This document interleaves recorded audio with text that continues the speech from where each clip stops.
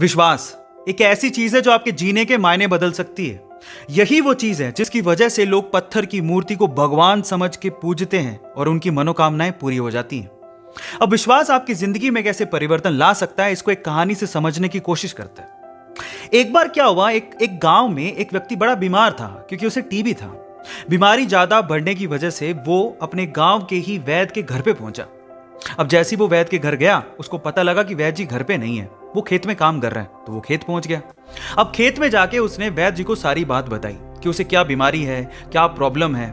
वैद्य जी ने सारी बीमारी जानने के बाद उसे दवाई लिख के देने की कोशिश करी, लेकिन खेत में ना पेपर था ना पेन।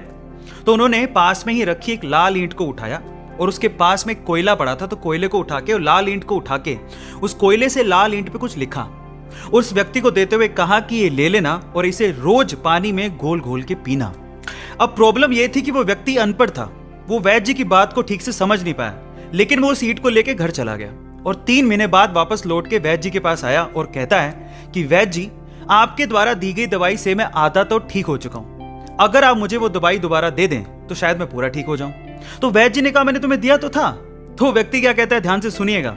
वो व्यक्ति कहता है कि ईंटें तो हमारे घर पे भी पड़ी हैं, लेकिन उस ईंट पे जो आपने मंत्र फूंक के दिया था, अगर वो दे दें तो मेरा काम बन जाए। तो वैद्य जी हैरान रह गए। उन्होंने पूरी बात पूछी तो पता लगा कि वो व्यक्ति पिछले 3 महीने से उस ईंट को पानी में घोल घोल के पी रहा है, लेकिन फिर भी वैद्य जी ने उसको कुछ नहीं कहा, सच्चाई बताई नहीं। पता है क्यों? क्योंकि उसे उस इलाज में विश्वास था और वो ठीक हो रहा था। वैद्य जी ने फिर से ईंट ली और फिर से उस ईंट पे कोयले से दवाई लिख के उसे दे दी और वो बंदा पूरी तरह से ठीक हो गया।